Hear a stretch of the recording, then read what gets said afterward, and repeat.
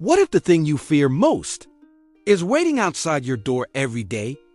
This is the story of a storm that waited and a person who finally opened the door. They were afraid of almost everything. Phone calls, new places, new people, trying something and maybe failing. Every unknown possibility felt like a threat, a disaster waiting to happen. The world outside felt like a storm, a chaotic mess of noise and expectations. So they stayed inside, safe in their small, quiet space. They built a fortress out of their own four walls, a world they could control. Days were spent scrolling through endless feeds on their phone, watching other people live their lives, while imagining all the terrible things that could happen if they dared to step outside. The world was a scary place, and inside, it was predictable. Safe. On some days, the fear was just a light drizzle, a quiet whisper at the back of their mind. It was manageable. They could almost forget it was there.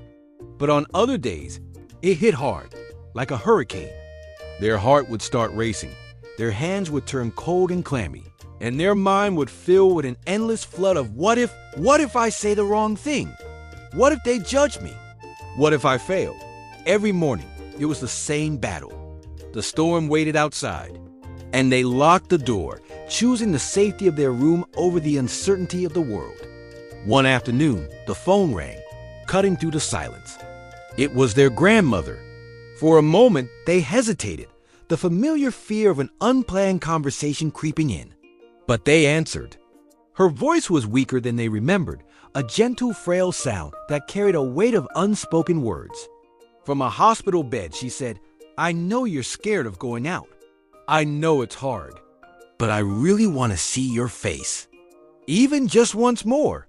The words were simple, but they landed with the force of a tidal wave, shattering the quiet walls they had built around their heart.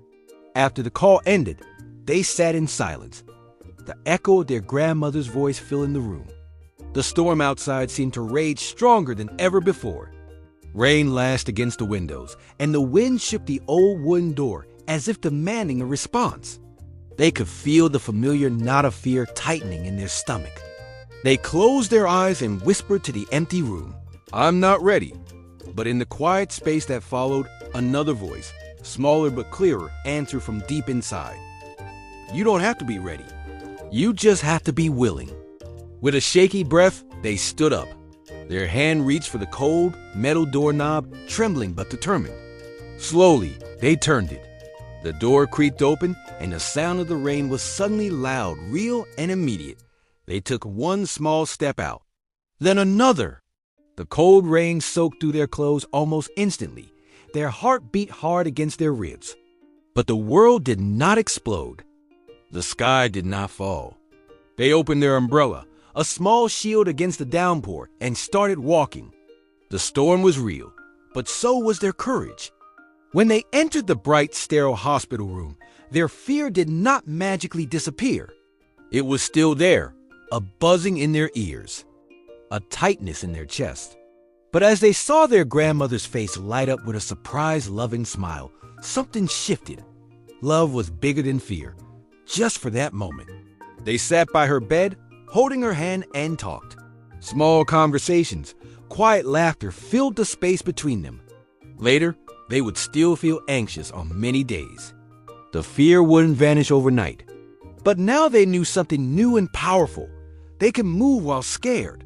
The storm outside visited again and again. It took the form of new tasks, new people, new steps into the unknown. But now, when it rained, something was different. They would look at the door not as a barrier, but as a beginning. Courage is not no fear. Courage is I go anyway. If fear is waiting outside your door today, remember this. You don't have to feel brave to walk. You don't have to wait for the storm to pass. You just have to choose one small, shaky step. This is Learn English with Stories. And you are stronger than your storm thinks.